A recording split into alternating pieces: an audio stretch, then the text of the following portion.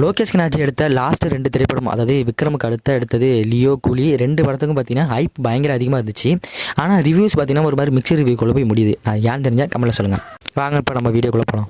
கூலி படத்தோட short review தான் நம்ம இந்த வீடியோவில் பார்க்க போகிறோம். இந்த படத்தோட முக்கியமான பிளேயர் பார்த்தீங்கன்னா லோகேஷ் கனகராஜ் தான். இந்த படத்தோட கதை என்னன்னு பார்த்தீங்கன்னா ஒரு நார்மலான வின் ஸ்டோரி தான். அவரோட ஃப்ரெண்டை கொண்டவங்கள பழி வாங்குறது தான் இந்த படத்தோட கதையே. அந்த கதையிலையும் பார்த்தீங்கன்னா பயங்கரமாக ட்விஸ்ட்லாம் வச்சு பயங்கரமாக கதை எடுத்துருப்பாரு நம்ம லோகேஷ் கனகராஜ். அது இந்த இன்டர்வலுக்கு முன்னாடி ஒரு ட்விஸ்ட் வரும், அது பயங்கரமாக இருந்துச்சு. அப்புறம் முக்கியமான பிளேயர் பார்த்தீங்கன்னா நம்ம அனிருத் சொல்லவே தேவையில்ல. சாங்ஸ் பிஜிஎம்லாம் பயங்கரமாக பண்ணிட்டாரு. அதுவும் அந்த சிக்கடி சாங்லாம் பயங்கரமாக வைப் கொடுத்தது. தேட்டரில் பயங்கரமாக செலிப்ரேட் பண்ணாங்க.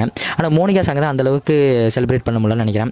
ஏன்னா சாங்கில் எதுவும் குளரில் சாங் எப்போதும் போல நல்லா இருந்துச்சு கேட்கறதுலாம். ஆனால் சாங் ஓடிட்டே இருக்க அப்புறம் இடையில வந்து டக்குன்னு கட்டாயி சீன்ஸுக்குள்ளே போயிட்டு மறுபடியும் சாங் வரதுனால அந்தளவுக்கு செலிப்ரேட் பண்ண முடியல. அப்புறம் பார்த்திங்கன்னா ஐஎன்ஏ டேஞ்சர்னு ஒரு சாங் ஒன்று இருக்குது, அது பயங்கரமாக இருந்துச்சு. அந்த சாங்ஸில் பார்த்திங்கன்னா நம்ம நாகார்ஜுனா சார் பயங்கரமாக நடிச்சிருப்பார். அவரோட மேனரிசம் அந்த ஒரு மாதிரி இருக்கும், அது பயங்கரமாக இருந்துச்சு. பயங்கரமாக அந்த ஐஎன்ஏ டேஞ்சர் சாங்கை தேட்டரில் செலிப்ரேட் பண்ணாங்க.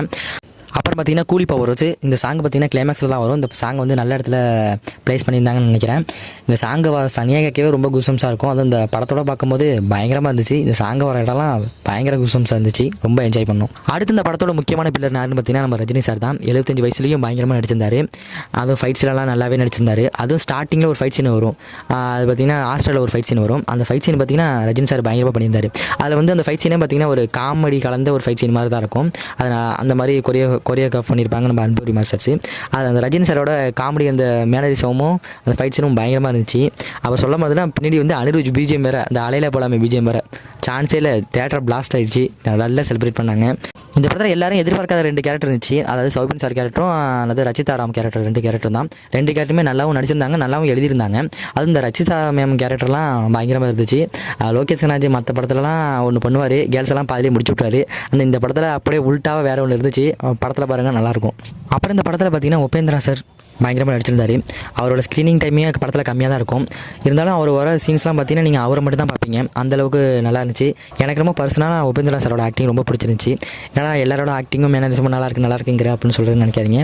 நான் நிஜமொழியே நல்லா இருந்ததுனால தான் சொல்கிறேன். அப்புறம் இந்த படத்தில் உள்ள கேமே ரோல் நம்ம அமீர் கான் சார். இந்த படத்துக்கு கேமே ரோலே தேவையில்லைன்னு நான் நினைக்கிறேன். விக்ரம் படத்தில் ஒரு ரோலக்ஸ் சீன் மாதிரி வரும்னு நினச்சிருக்காங்க, ஆனால் அந்தளவுக்கு இது வரல. அந்தளவுக்கு ஒரு கூஸ்பம்ஸே ஆகலை அமீர் கான் சார் என்ட்ரி. ஆனால் இந்த படத்தில் வந்து Aamir Khan sir, Upendra sir, Rajini sir அவங்க 3 பேரும் சேர்ந்து ஒரு சிகரெட் பற்ற வைப்பாங்க. அதாவது ஜெயிலர் படத்தில் எல்லாரும் தனித்தனியாக பற்ற வைப்பாங்க. 3 பேரும் சேர்ந்து ஒரே ஷாட்டில் வந்து பீடி பற்ற வைக்கிற மாதிரி ஒரு சீன் இருக்கும். அது பயங்கரமாக இருந்துச்சு, பயங்கரமாக செலிப்ரேட்டும் பண்ணாங்க, நல்லா ஒர்க் ஆனிச்சு.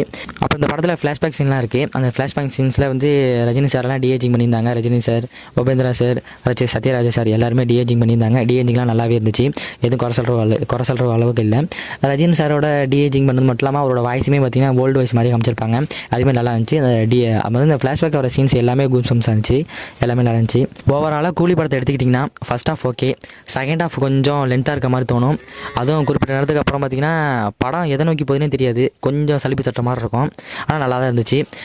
இன்டர்மிஷன்லாம் அந்தளவுக்கு சொல்லியிருக்க அளவுக்கு கிடையாது, லியோ விக்ரம் அளவுக்கு கிடையாது. இன்டர்மிஷன் ஓகே தான், ஆனால் நல்லா இருந்துச்சு, ஒரு மாதிரி கூஸ்பம்ஸாக தான் இருந்தது இன்டர்மிஷன்.